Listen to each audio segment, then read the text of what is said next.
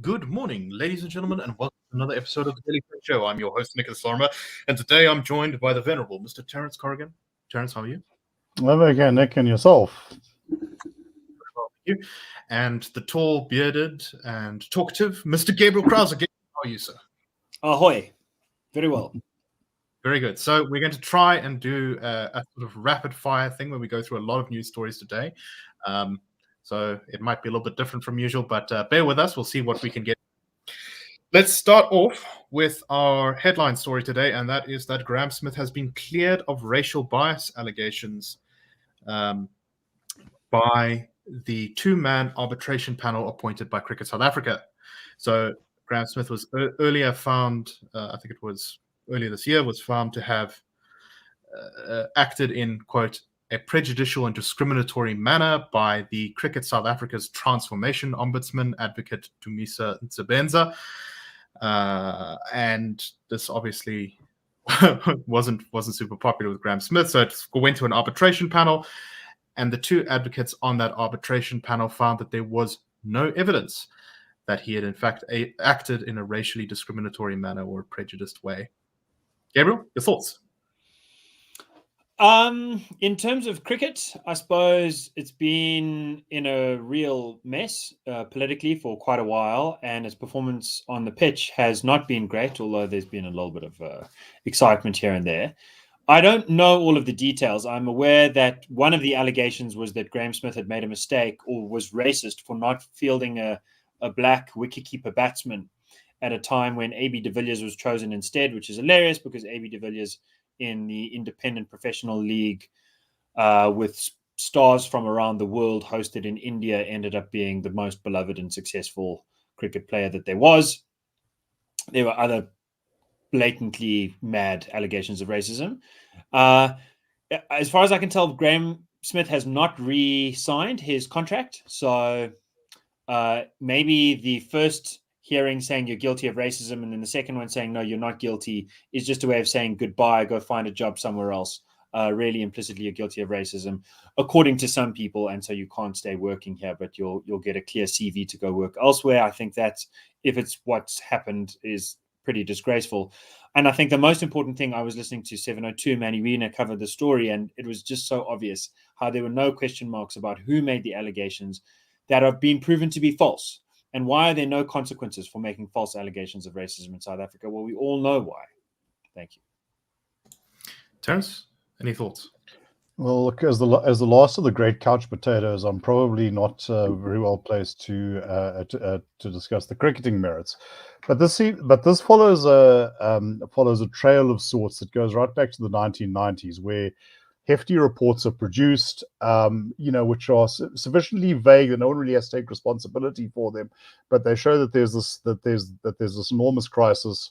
When you start to dig down, you discover that we can condemn we can condemn this malaise and miasma of racism in general terms, but it's very, very difficult to actually put a finger on any individual. I remember about 10 years ago, the Sodian Committee into Higher Education. I remember there was a headline, South Africa's Varsities of Shame. You actually look through that. No names are mentioned. And Sodian himself came and he said, well, this is vulnerable because we haven't actually tried to verify any of these allegations. That's a pretty big oops. Now, so, here's the thing. For a country that for which race and racism can be such a sensitive issue, it seems to me that we need to do a lot better than this.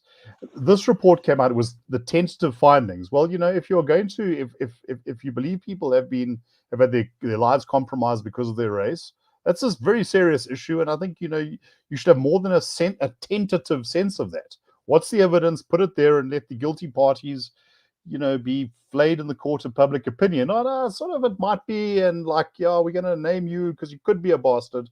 But don't worry, you'll get to sort of shag this off and, a couple of years down the line.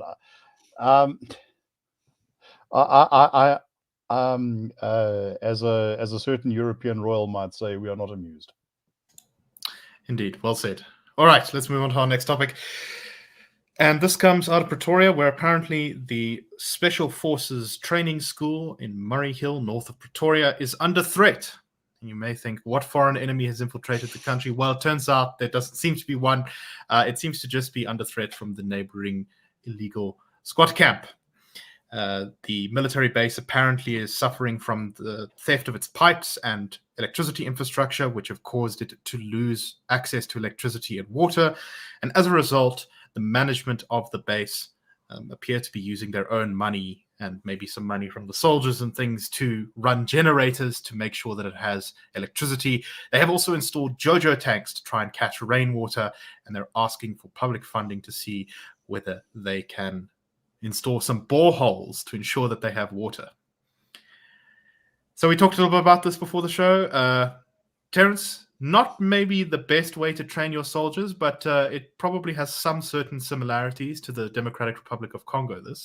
I think you're priming these guys for survival in a hostile environment. I mean, like in an enclosed space without services, surrounded by a hostile or indifferent to hostile population. There is a direct line between this and what you've just seen in KZN with the washing away of infrastructure. Nature may have taken out big water pipes on the south coast. Here, we've got desperate people doing so. Reading some of the news commentary around this, well, there should be patrols around the base. I would say, that's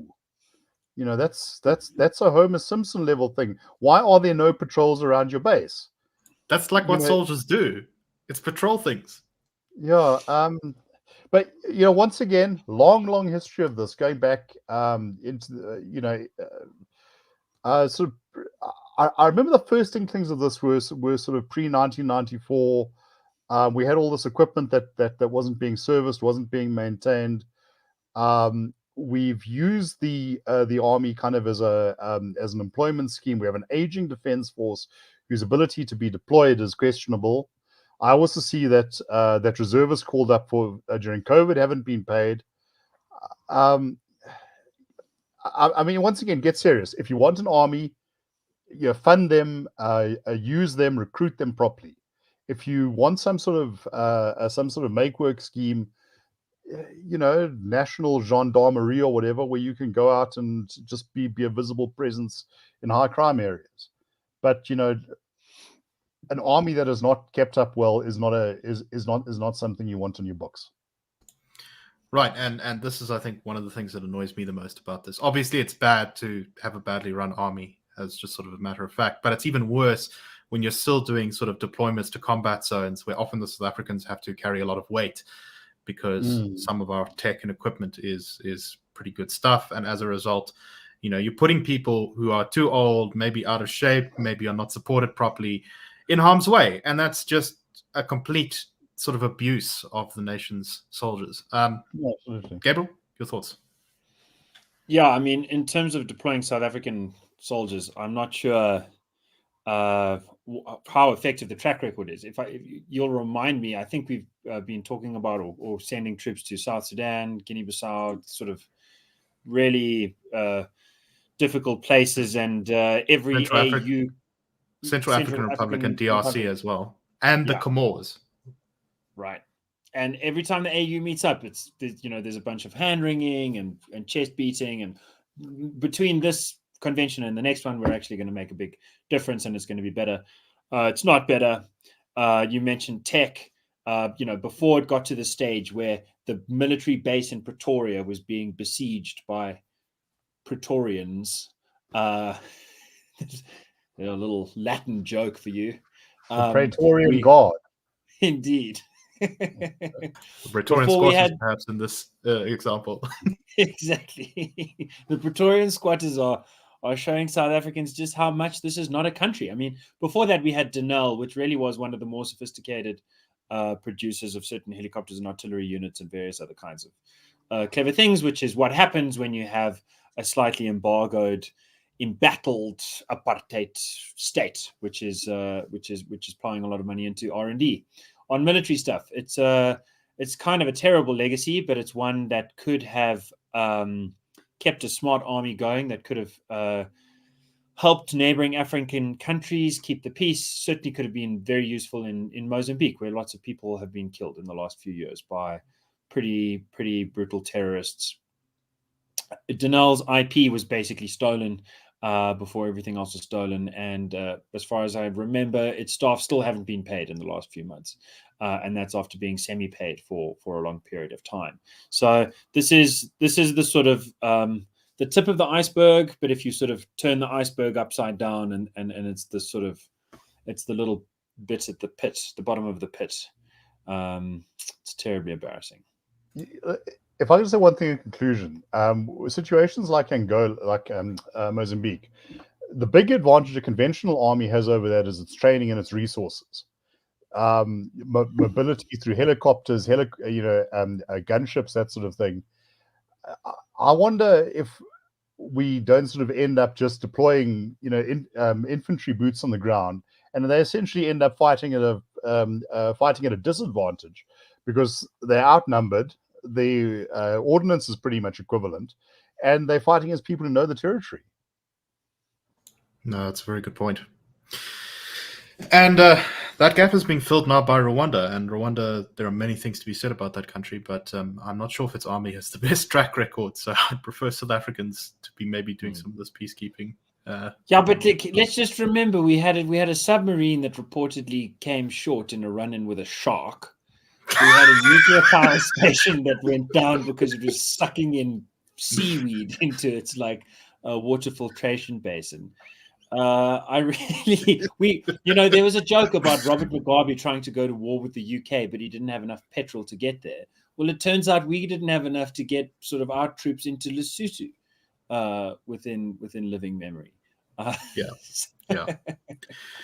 No, it's maybe we should leave the peacekeeping to other peacekeepers. Who knows? No, fair enough. I suspect that the Rwandan army makes you permanently peaceful. No, those guys are hardcore. No, they actually do know what they're doing, which is what makes me so nervous. Anyway, peacekeepers. Let's move on to our next story, and this is Gabriel. Today, you, as a head of campaigns, released a media statement about the Institute of Race Relations submission on health regulations. Can you go in? Okay, so we've been through this before on the Daily Friend Show, but I spent a little bit of time with the Daily Friend Show viewer over the weekend and realized that the situation is so outrageous that people hear it and then they just don't believe it or they forget about it. So I'm going to say it again. We are literally entering a permanent lockdown. On the 4th, 5th of April, the state of disaster was ended, but under the Disaster Management Act, lockdown measures were kept in place for 30 days. Those include mask mandates indoors, vaccine passes outdoors, and 50% business and religious place of worship capacity limitations pretty much across the board. Okay? That lapses on the 3rd or 4th of May after the 30-day window closes. But the National Health Act, which is a permanent thing, the Minister of Health, Joe Patla, has tabled regulations where the period of public comment was originally closing on 15th April. It then actually was extended to close yesterday, so we submitted it before that. What these regulations do is take the lockdown, pick up the ball from where it is being left by the DMA, and run with it forever. It's as long as there is coronavirus in circulation, as long as there is measles, tuberculosis, various other notifiable medical conditions, there are 8 measures put in place, lockdown measures, which include being effectively able to arrest someone for sneezing, for being suspected to show symptoms of COVID-19. We have repeatedly asked the presidency at the beginning, soon after that regulation was put in place, how many people have been arrested for sneezing? The president said, we don't know. Please ask the Department of Justice and the Department of Health. We asked the Department of Justice and the Department of Health. The Department of Justice hasn't replied yet. The Department of Health finally got back to our lawyers sort of a few weeks late and said the person who was writing the letter went on sick leave and will be back. So please look forward to the reply. So we will find out. Sneezed. Maybe that person sneezed and was arrested. Bad day for people with allergies out there. So some of these things are ridiculous and not going to be enforced, but some of them will continue to be enforced in big stadiums. It's going to be impossible to have big events in music venues, theater venues. The entertainment industry, the tourism industry is going to still be under the cosh. And official places where masks get enforced are going to continue enforcing those masks, despite the fact that people like Shabir Mahdi and Glenda Gray said that in South Africa, the N95 mask, the proper mask, that's a different story. That works. But the ordinary cloth masks, the way people are wearing it here, there is, I think the quote was, no meaningful reduction in transmission that is legible from that. So we signed our opposition to that, and we're thankful to the thousands of people who endorsed it and the 50,000 plus South Africans who signed up to IRR campaigns to stop lockdown abuse. Thank you very much. Right. So, Terence, any final thoughts on this before we move on? Yeah, I believe I have performed the only on-air sneeze in the history of Daily Friends, so they've got it on camera. And I must say, our esteemed viewer, first name, last name, says Gabriel, we love you. I don't know why no one ever writes they love me. So. We all love you. All right, let's move on to our next story before we get too enamored with each other. And this is a story that made headlines over the weekend. Busisiwe Mavuso, who is an Eskom board member and also the head of Business Leadership SA. I think she recently said some comments actually that we praised on the Daily Friend show a while ago, a month or two ago. But anyway, she had a big public spat at the at SCOPA, which is the Standing Committee on Public Accounts, where she said, look, SCOPA is looking for answers from the Eskom board, but these aren't answers we can give. This is a political problem. This is an ANC mess. And trying to pin all of this on the problems that have been with Eskom for a very long time before this board is even in place. Trying to blame him on us is completely ridiculous. This is a problem, a political problem, basically. She was attacked and accused of engaging in. So she walked out of the SCOPA meeting after she sort of had this fight. Or was kicked out. It's not clear. Eh? Yeah, it's a little bit vague. She was accused of engaging in what were described, I think, by the SCOPA chairperson, who is actually an IFP guy, Mukoleko Hlwenga. Sorry about that. It's pronounced much better before this. Hlwenga. And so she was accused of being engaged in gutter politics. She went on radio, I think, this morning to say, I'm not going to be told to behave like I am a naughty 12-year-old schoolgirl. For crying out loud, I don't even talk to my 10-year-old son in that matter. If we want SOEs to be filled with people who behave and who will be pliable, we must say so. We must make those appointments accordingly. I do not sit on that Eskom board as an ANC deployee, as the chairman of SCOPA puts it.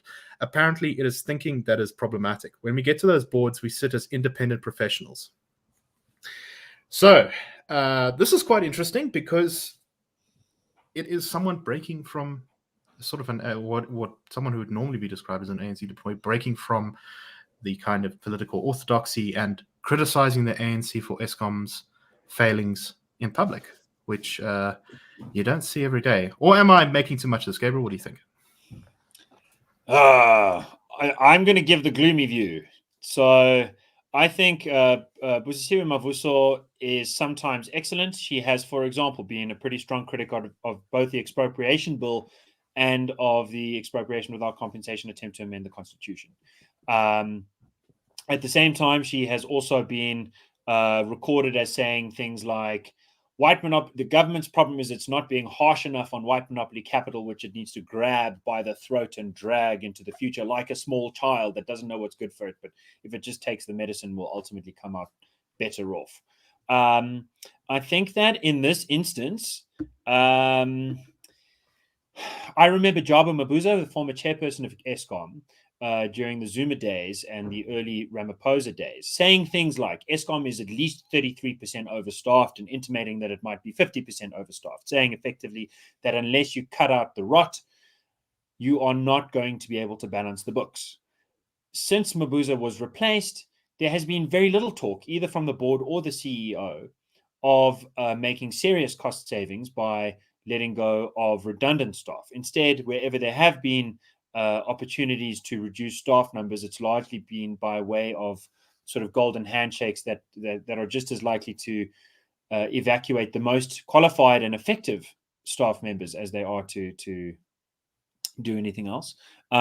So I miss Jabu Mavuso. Of course, our colleague Sarah Gon said that I was a little bit naive in my celebration of him, because there are, he's got a history which is full of ups and downs. Why am I very skeptical about celebrating Busisiwe Mavuso on this one? For the simple reason that the line that she's taking is very attractive, both to the Ramaphosa camp, which of course would like to blame everything on what was, and say state capture was very terrible. This again was how the story was told on Mandy Wiener's show today, for example. This is just evidence that all the bad stuff in Eskom was in the past, and now we need to support the president and support this board member who's being honest about it. ... Question mark. And then what? What is the practical comeuppance? What is the upshot? What is actually being pushed for by way of a practical plan? Where's the real tension? That's what I don't know. If there's a particular personnel fight that can be illuminated, if there's a particular policy question, for example, about privatizing the whole of Medupi and Kusile, if Busisiwe Mavuso is on the side of doing that, and she's getting flack from Parliament for recommending that, then I'm behind her. But at the moment, it feels like she's exciting, she's energetic, she's obstreperous, and South Africans want that after the lethargic sort of state of leadership that we've seen for so long. But that's just a mood. I'm not interested in the mood. I'm interested in the idea. What is her idea? I don't know. And that's why I'm very skeptical. Terence, your thoughts? Look, I think, like all of us, she's obviously an imperfect human being, but I think her record has been fairly solid. And I think that to call things out in these terms, in that forum, shows a degree of bottle that very few public figures show. I agree with Gabriel, though. What exactly, where do we go from here? That's the question that demands an answer. But to point out that political manipulation is at the root of this, that's been the elephant in the room. I mean, you go back to the scandal around the boiler contracts and Chancellor House and whatever. About the pressure to get your demographics right, ignoring warnings that were coming out of Eskom in the late 1990s to actually build more capacity, because we were going to run out, I think, by 2007, which is pretty much what happened. But those are all political decisions. One of the very few things, if not the only thing, Thabo Mbeki ever apologized for. So yeah, she's right on this. Indeed, and hopefully more people on that board speak out specifically as to what the problems are that government is standing in the way of.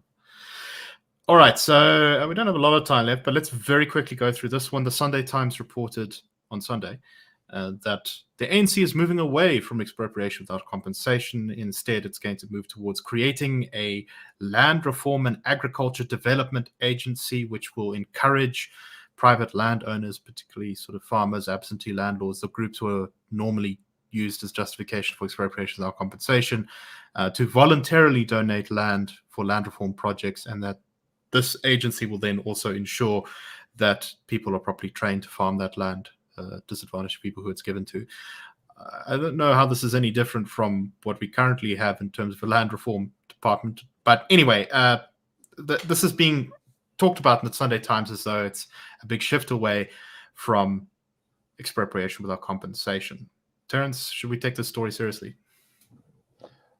Well, I think it's sort of true as far as it goes that they want land donations.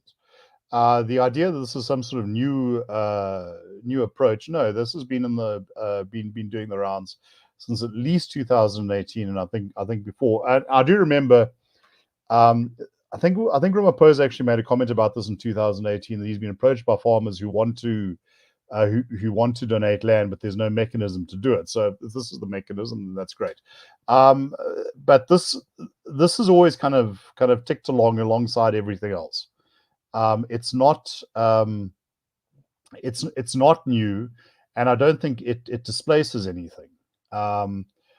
Ronald Lamola said that, okay, so they lost the constitutional amendment, but they can still do it they can still do EWC with the tools that they have. So no, I think this is an angle that a journalist has put in the story, and I think somewhat misleading. Gabriel, your thoughts? Yeah, let's remember what the right idea is. Simple, low-hanging fruit right idea is to privatize the land, the government land, on which sleep between 17 and 22 million South Africans. If you want a radical new idea, that's the radical new idea. If the ANC wants to take a truly reformist new approach, that's the approach they can take.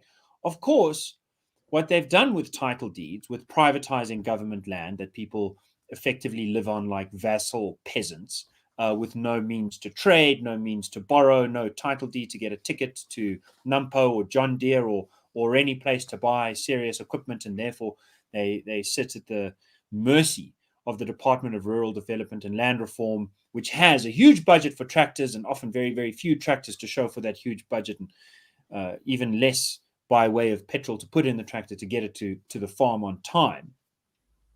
People who are stuck farming like that, depending on the government, are completely in a hopeless position, right?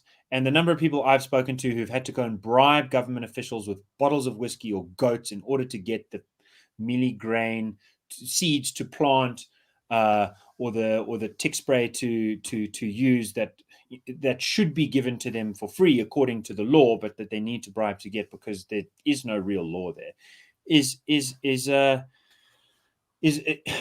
very frustrating thing to remember. But be that as it may, there is a way to deal with this. It's to hand out title deeds. What has actually happened? Now and then, once in a blue moon, President Ramaphosa will go around and hand out a couple of hundred title deeds, or 24 title deeds, or at most, 700 title deeds.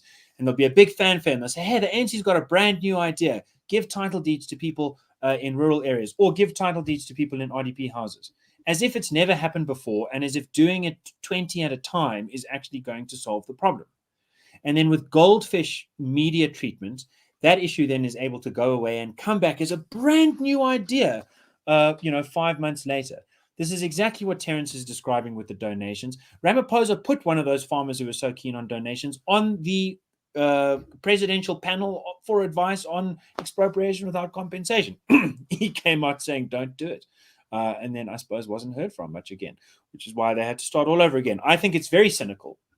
I think there's a very real good thing to do, which is to privatize that land that government owns, roughly, a fifth of the country, maybe more, especially much more if you count by rainfall and quality of soil. The idea of this donation drive, I worry, is a big setup. EWC is being pursued through the Land Courts Bill, through the Expropriation Bill, which are currently on the table and can pass this year. But if that doesn't work, and the ANC and the EFF gather up a 2/3 majority again in 2024 because people stay away from voting rather than vote against them, or because Peter Bruce says you must vote for the good ANC in order to get the bad ANC serious about reform, we will sit in a position where the expropriation without compensation route will once again go through a constitutional amendment channel, if that's necessary. And at that point, the argument will be something like this. In 2022, as we came out of the coronavirus pandemic, we set up the system to allow for donations to go through, and only 200,000 hectare have been donated through that. But this country has 110 million hectare.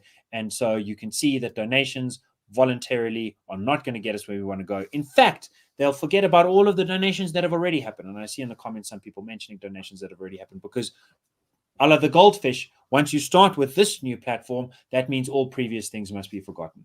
I'm sorry to sound so grumpy, but I spent my time in Home Affairs in the police station, and I just don't think that this new idea is a new or a real idea. People who want to make donations can already do that. They don't really need the government's help for it. Really, this is just a distraction from the expropriation bill, from the land courts bill, and from the fact that EWC will come back as soon as it can.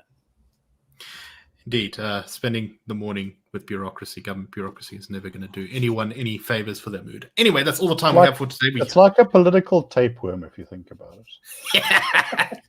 Indeed. By the way, I see some of our esteemed viewers are discussing Dundee and Glencoe.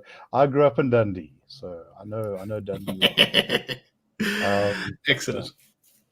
All right. Well, that's all the time we have for today. So thank you very much, everyone, for listening and for watching. And we will see you tomorrow on the Daily Friends Show. Have an awesome day, everyone. Cheers.